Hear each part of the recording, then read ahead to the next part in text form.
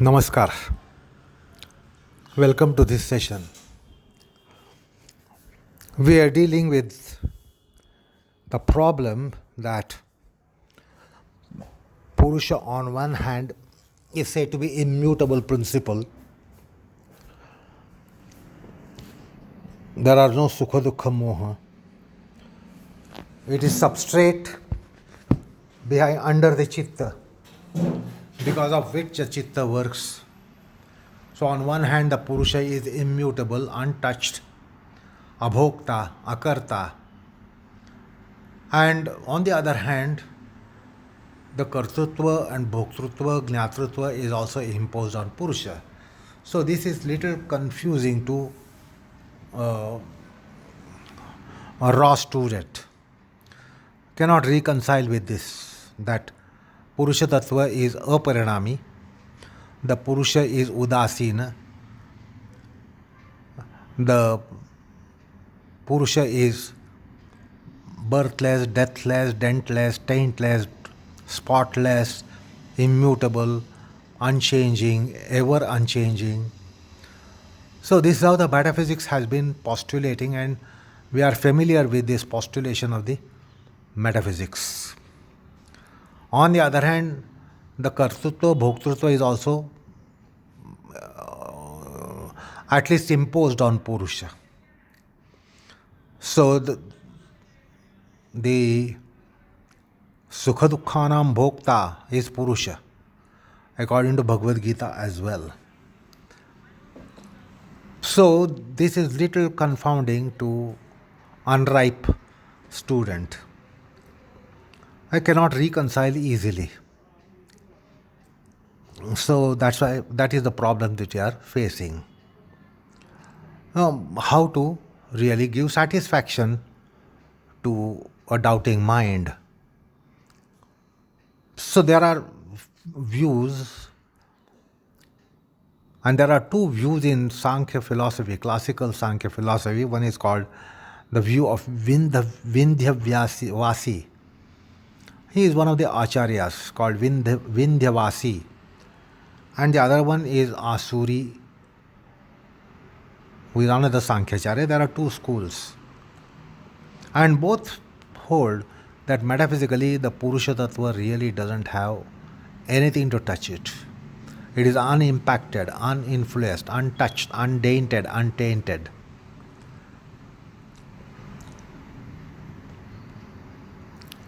So, and of course we have seen in Patanjali Yoga Sutra, Vritti-sarupi mitaratra, we have seen how the Bhoga happens, how the Bhoga is seemingly on Purusha. So there is a seeming condition. By seeming condition, the Purusha Tattva is Jnata, Karta, Bhokta.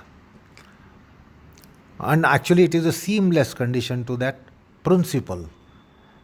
The Atma Tattva is seamless. And we have seen that during the discussion of Vritti-sarupyam. So here, since we are dealing with the Bhoga and Apavarga, so the question was whether the Bhoga Apavarga are in Buddhi or are they in Purusha. And in the last session, we considered this problem, that it is in Buddhi, yet it is a Purushartha. Yet it is purpose of Purusha. They all happen, Bhoga, Apavarga both happen in Buddhi, and yet they don't become Buddhyartha, they become Purushartha. And how it happens, we have considered this umpteen number of times, the metapsychological phenomenon. So here, for Bhogam, we are trying to understand these two views. We took the example of crystal. The crystal by itself doesn't have any color, but it takes the color of the substrate. The crystal is colorless, but with the red substrate, crystal appears red. Ditto, the same red color. If the substrate is blue, it is ditto the same blue. Crystal becomes ditto the same blue. So we know how it happens with regards to crystal. The crystal doesn't have any color, but it takes any color and every color. So, or the other example is of the moon. The moon in the sky is in one steady shape, but in the waters of the lake where the moon is reflecting, if the surface of the water is disturbed, if there are ripples, then the moon doesn't seem to be in a steady state, but the moon is seen to be kampayamana. The moon is seen to be under vibrations, and therefore the shapes are inconsistent. And we know that the moon in the sky is not like that. The reflection is like that because the water is not steady. Surface of the water is not steady. Therefore, the moon is unsteady. So, in any case, the Purusha Tattva, according to Vindhya, is not at all touched. It is also only the reflected entity that is under Sukha-Dukkha, that is under Kartr, Bhoktr, Jnatritva, etc. The Purusha Tattva is like crystal. So this is the view of Vindhya. But Asuri has another point of view, and Asuri, Sankhya is from the tradition of Kapila, Panchashikha, the well-known, renowned Sankhyacharyas.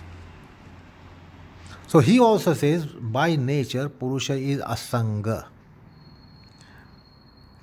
Both have the same view. The Purusha is untouched, untainted, undented.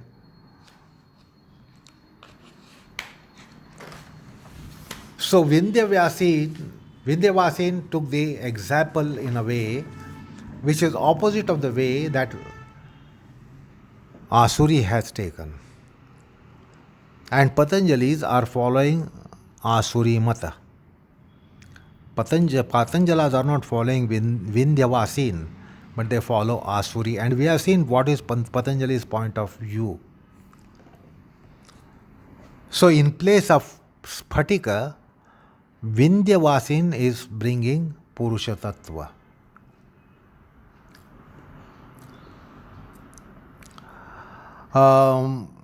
Now in the opinion of Asuri, the Japa Kusuma, the flower, is in place of Buddhi. The Japa Kusuma is in place of Buddhi, and the Chetana Purusha is in Sphatika. The Japa Kusuma, the flower, will radiate its color into Purusha Tattva. It offers that form into Purusha Tattva. So that is called Darshita Vishaya.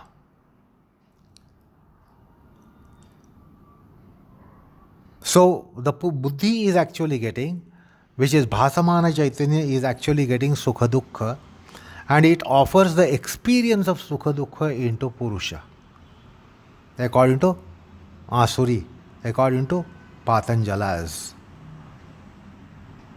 And that is why Sukha-Dukkhas seem to be in Purusha.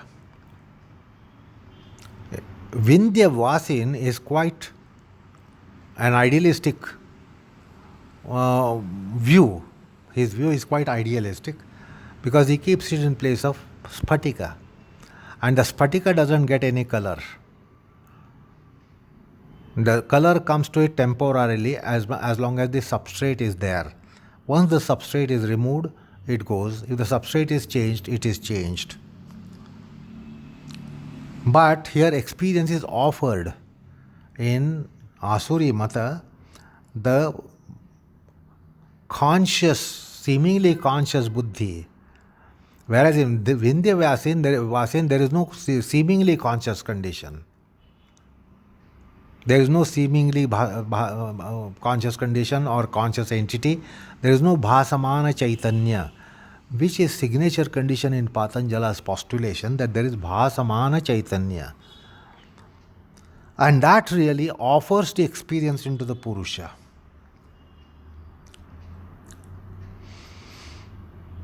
And the Purusha seems to be taking that form.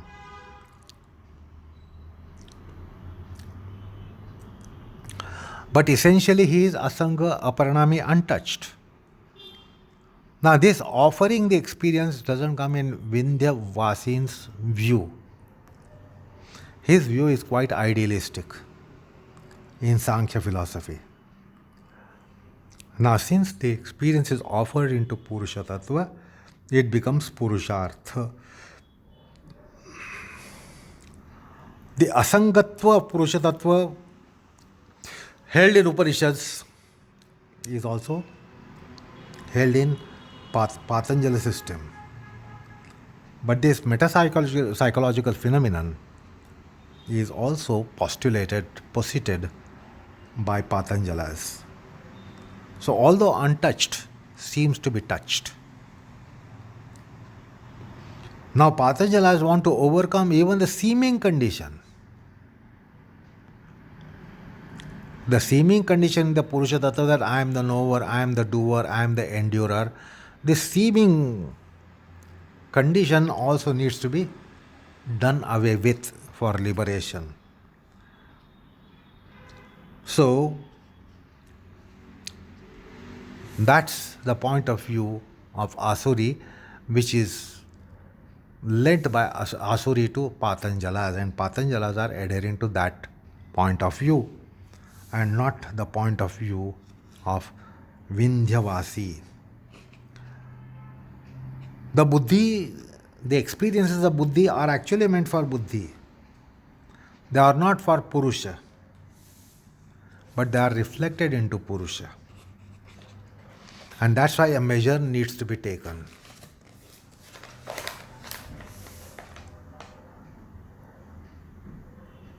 And therefore, there is no confusion in the form of Kartr karma dosha, Kartr karma virodha.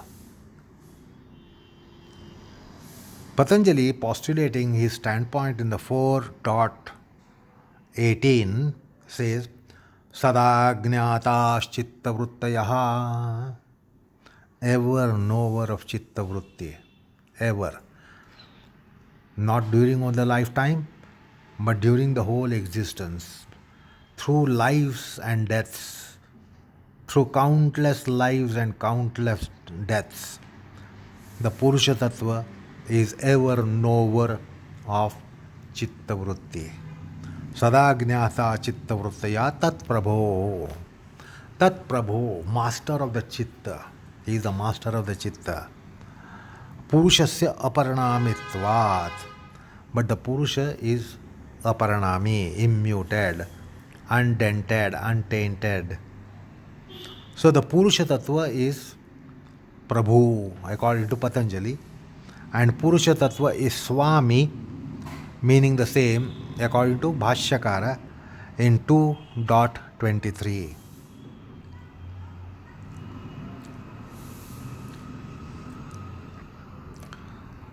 So, that is how that question also is answered, and incidentally we saw the view of Vasi and Asuri. So, with that we almost come to the end of this sutra. So in this sutra we have to understand the Buddhi is getting all characteristics. Dharma, jnata, papa, punya, Sukha-Dukkha. Oh, everything really comes to Buddhi. But then it is reflected into Purusha Tattva. So, the Vindhyavasi's opinion that was mentioned, this can be seen in Aniruddha Vritti of Sankhya Sutra. Aniruddha Vritti is known to be a commentary on Sankhya Sutra. And Vijnani Bhikshu has embraced in Asuri Mata in Sankhya Sutra Bhashya. So Sankhya Sutra 1.99 and Sankhya Karika of 55, Aniruddhacharya has embraced Vindhyavasi, while Vijnana Bhikshu has embraced Asuri. So this is just an information for those who might look into Sankhya Karika and Sankhya Sutra, that these views have appeared there.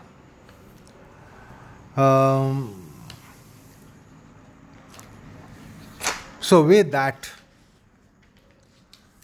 we really come to the delineation on the sutra, and finally we will just try to recapitulate very briefly and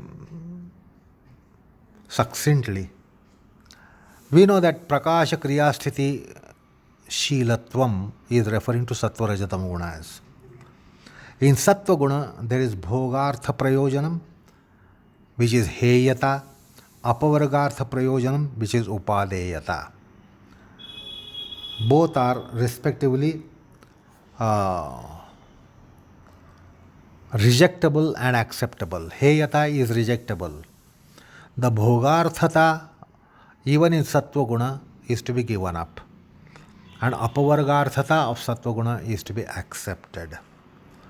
So sattva guna has both rejectability and acceptability.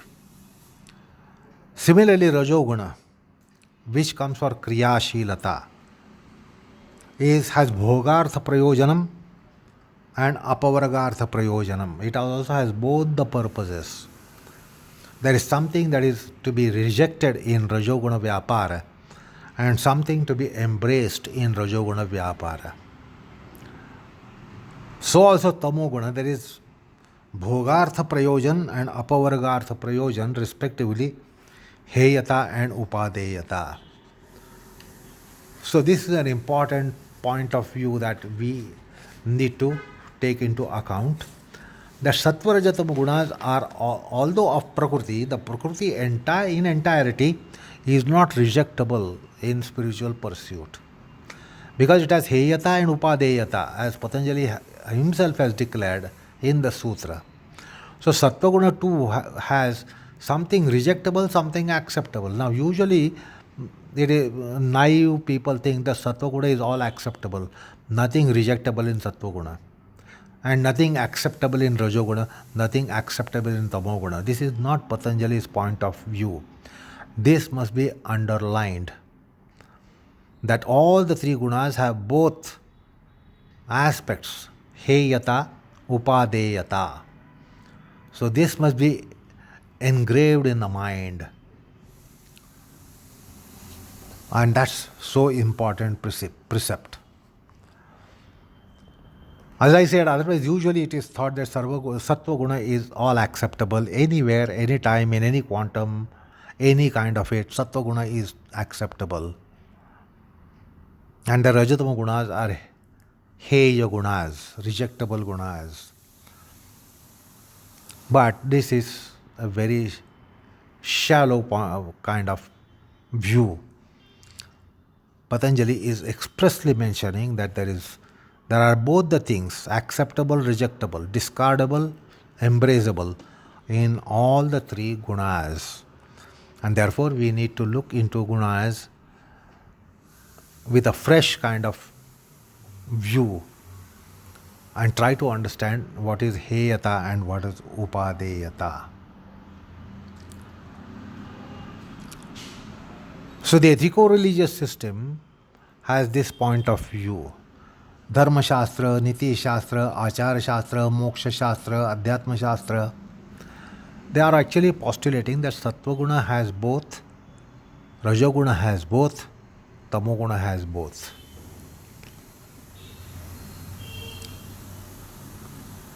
Now that's an important thing to be taken note of from this particular sutra. Bhagavad Gita in 7.14, Daivi esha gunamayi mama maya durantyaya. So on one hand, Daivi esha gunamayi, Daivi, godly, mama, and it is also his gunas.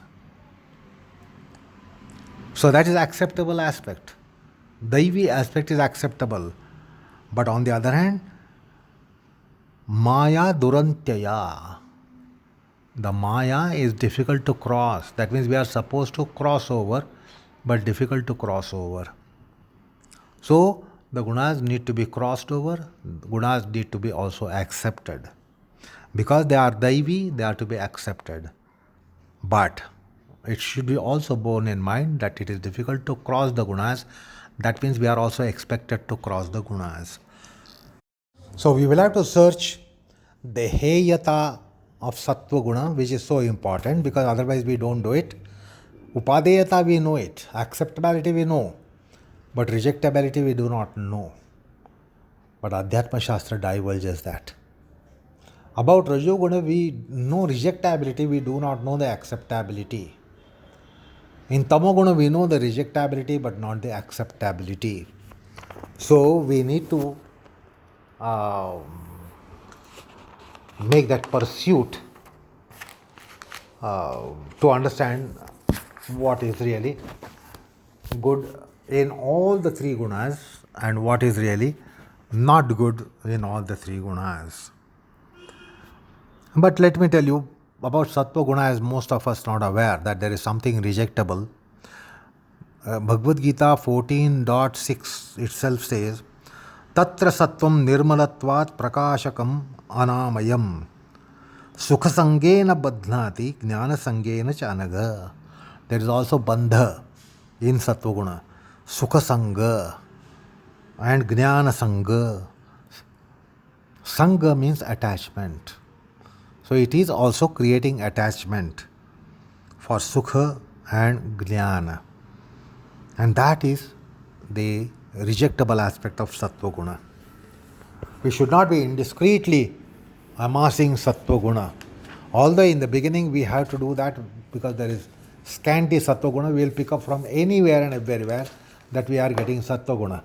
But the time will come where we will have to be selective.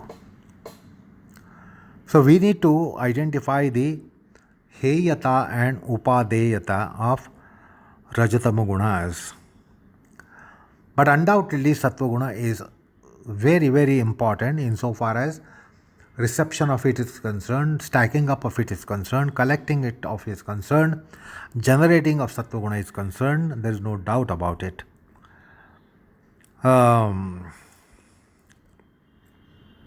And from yoga point of view, Sattva Guna has ananya sadharana mahatvam, exceptionally important.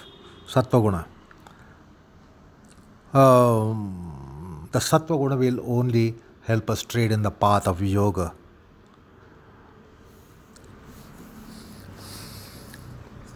And we know the Rajatama Gunas antagonize our path.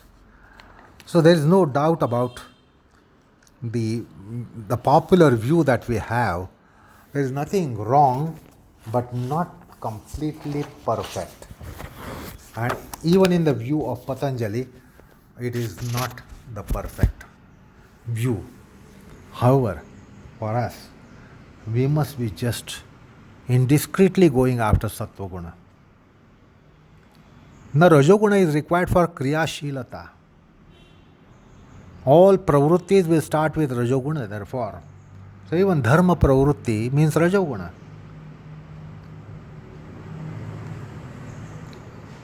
Whether it is Dharma pravritti or Adharma pravritti, it is Rajoguna Vyapara.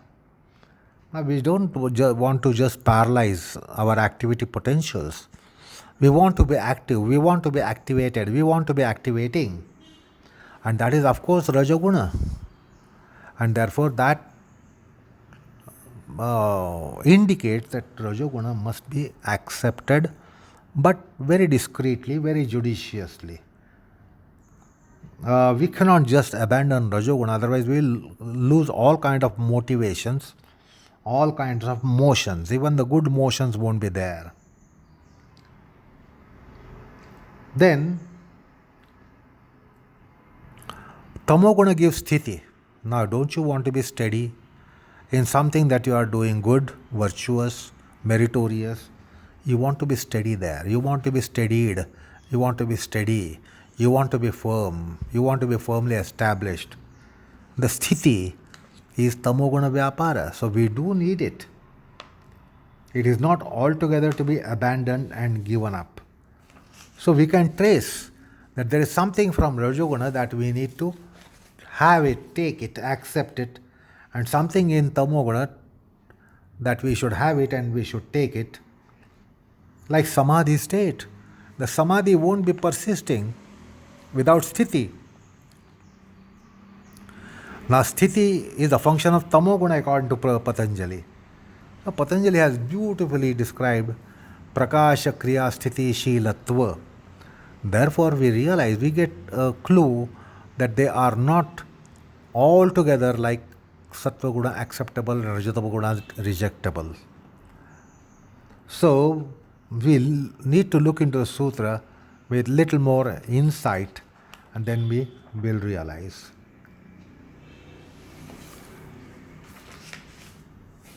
Then the whole creation is out of Prakriti. Bhutendriyatmakam is the form of entire boundless cosmos. Either there is Bhautikata or Indriyatmakata. Indriyatmakata comes for sentient living and Bhautikata comes for non-living. So the universe is subsumed by living, non-living. And that's again very important point to be considered, which we did, but we need to have that in our memory cortex. Then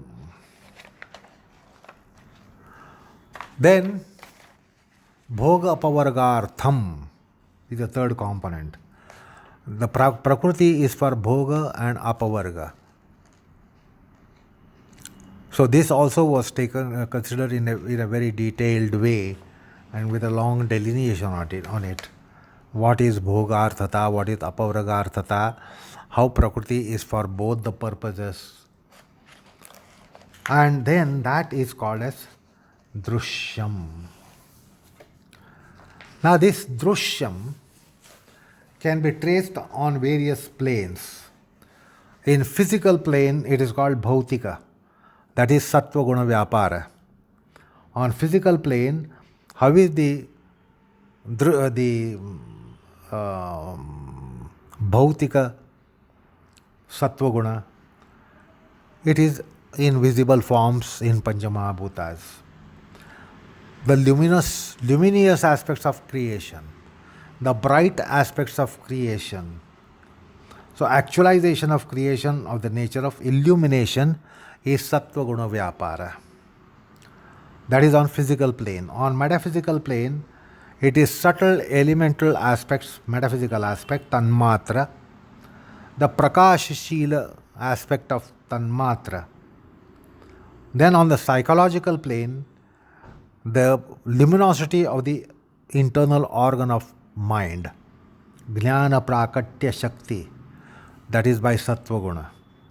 So Sattva Guna can be traced in physical manifestation, metaphysical, invisible manifestation and psychological. Then in cosmological plane, the Sattvic Ahankar gives birth to the whole creation. We will be considering this in the next sutra. So in cosmological plane, Sattva Guna will be generating something out of Sattvic Ahankar. And on metapsychical plane, the Sattva Guna has Apavargarthata. Sattva Guna has Apavargarthata. That is the Sattva Guna in metapsychical aspects. Coming to Rajoguna. The Rajoguna in the physical plane, it is the visible Bhautika Srushti. the kriyashilata there, activity potentials in the creation. So actualization of the actualization of the creation of the nature of kinetism, that is in the physical plane. In metaphysical plane, potential creation of nature of kinetism. So it's a potential creation in metaphysical plane, not actualized but potential. Then psychological plane, it is mutation of sensual and intellectual consciousness or activity of their energy for experience, called Bhoga, that is psychological. The cosmological aspect is the creation of psychic force through the cosmic ego, which results into the 10 organs, motor and cognitive organs, to be functioning. And the metapsychical aspect is apavargarthata, the transfiguration of kinetic force for the self to abide in its own pristine state.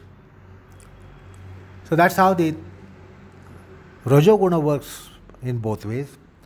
Then coming to Tamoguna, in the physical plane, actualized creation of the nature of the inert world, inert creation, inert universe, the inertia in the universe.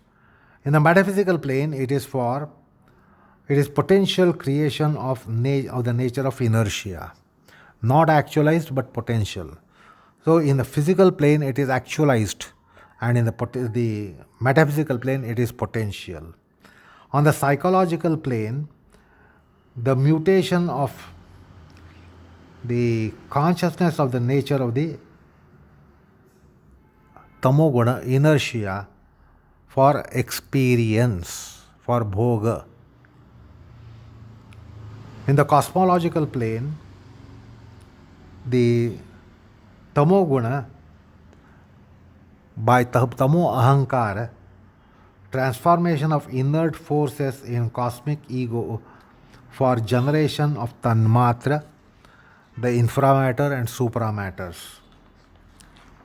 And in the metapsychical plane, it is apavargarthata. The tamoguna has apavargarthata, transfiguration of tamoguna, inertia forces for the self to abide in its own pristine self. This means that the sattva guna in physical phase, material phase for the whole physical creation, metaphysical phase is for the infra-atomic and plane and infra and supra matters, tanmatra, etc. And on psychological plane, it is for bhoga. Metapsychological plane, it is for apavarga. And of course, for creation, cosmological plane, it is sattvic ahankar. Similarly, rajoguna in the physical plane is material for gross physical creation, and then in the metaphysical phase, it is material for creation of supramatter and inframatter, tanmatra, etc.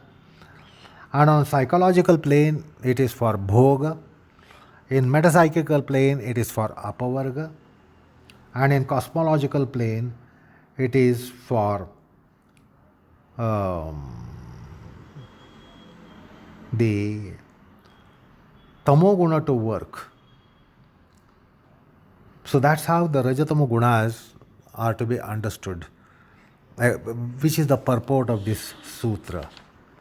So with this, the gunatrayatmaka srushti will be bhautika, sukshma bhautika, abhautika, etc.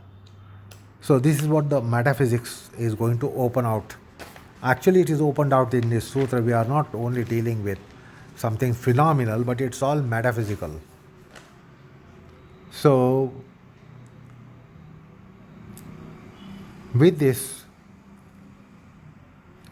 the Prakriti is said to be original generator of entire creation, of whatever form we have in this whole cosmos.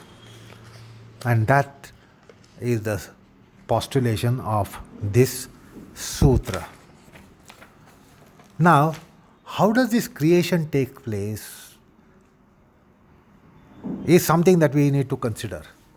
Now we are going to consider that Prakriti works in different phases, of alinga to linga, linga to avishesha, and avishesha to vishesha. But let's proceed to that in our next session. Namaskar, all of you.